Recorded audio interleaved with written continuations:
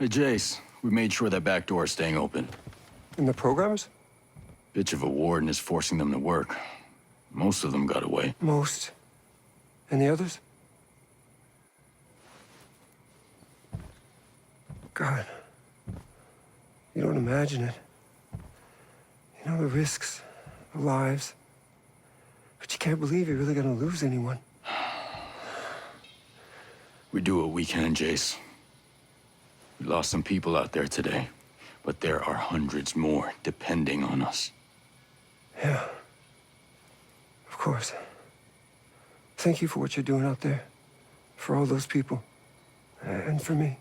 Sure. I'm gonna get back to it now.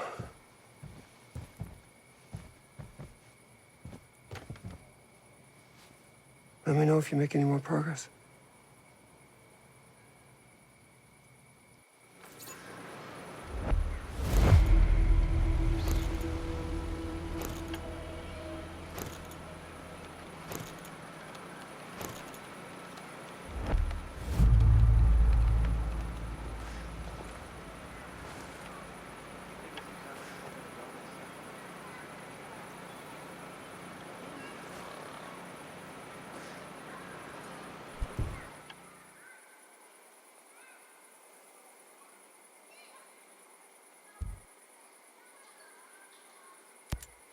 I suppose you got tricked into inviting private military contractors into Aroa.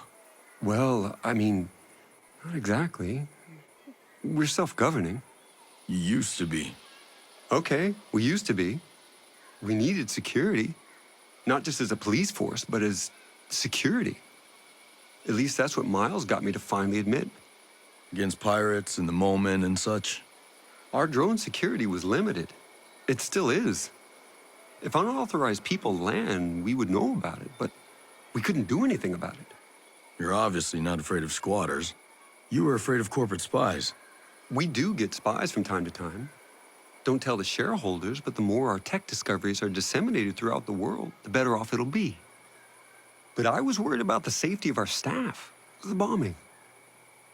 I just never imagined the antibiotics would be more deadly than the illness. Sentinel snuck a private army into the abandoned U.S. military complexes. Stone's been planning this takeover from day one. My colleague, Ayanna Puri, who dealt with this, certainly has a better picture.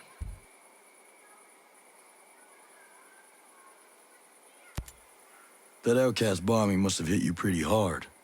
Maybe you read about it. I lost my wife in the September 11th attack on the World Trade Center. Sorry. I didn't know. I guess I can't blame you for bringing in Stone and Sentinel. Do you know what it feels like to lose someone? Yeah, I do. You get all torn up inside.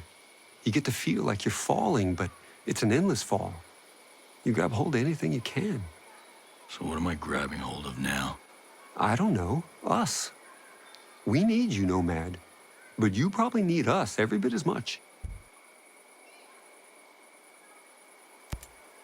I met a lot of Skeltech employees who are mad at you. The outcasts. Sentinel hasn't taken care of them yet?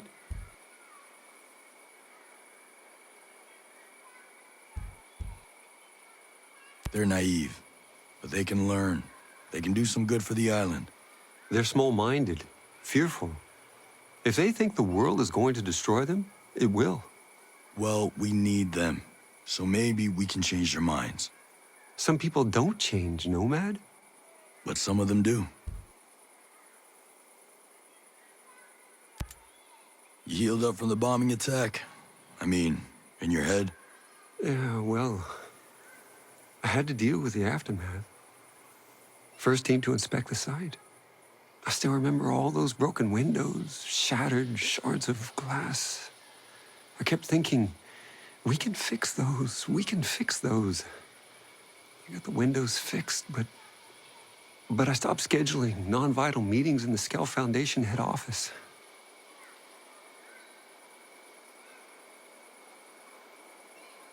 It's different than when you see something on TV. It's just reporters and sirens. It's the smell. So acrid it singes your nostrils, like the energy around you has been sucked away, you know? Yeah, I do. And the bombers were never caught. We never knew if another one was coming. We suspected the outcast, but now that Sentinel's taken over, I wonder. You're the one who asked Sentinel to step in. Yeah, that's on me.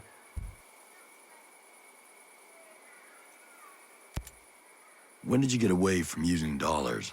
You like the Screds? I don't understand them. They're a cryptocurrency.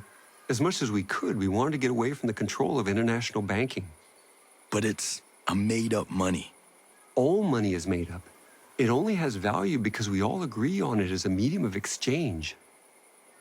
Everyone in Aurora agrees to use Screds. And Skeltech makes sure to create a limited supply. So if we all agree to use your play money instead of dollars, the economy still works the same way? Money's only worth what you think it's worth. My mind blown.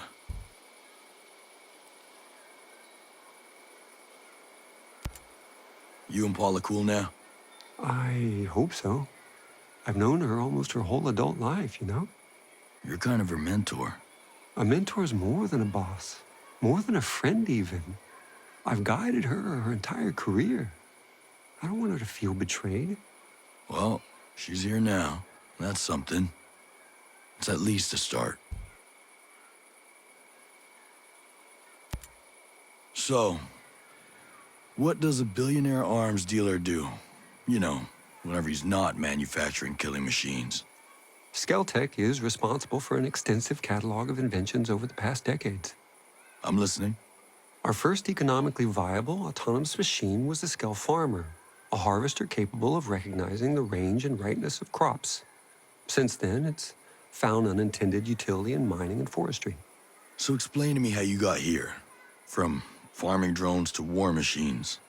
Our next invention, the Skell Transporter, was the first affordable smart delivery device, a new standard in the industry.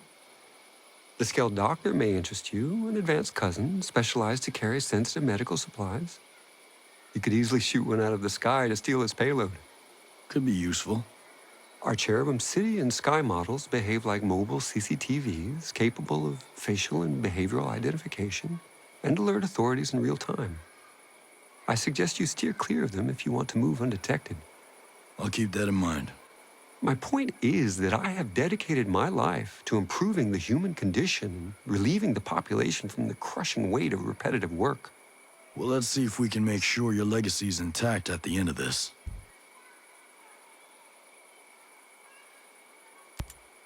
Explain something to me, this Titan program. Why in the hell would you think it was a good idea to build giant killing machines? Aren't lethal drones enough? I recognize that smaller drones are already deadly and far more cost-efficient, but I was influenced. Walker.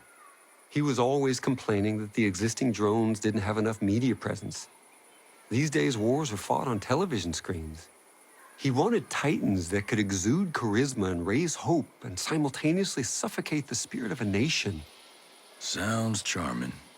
I find that once I'm given a task, my inspiration is fueled by the vacuum. I knew that what Walker wanted was entirely unnecessary for counterterrorism, but I got carried away. Now I shudder to imagine what he intended the whole time. You're not the only one.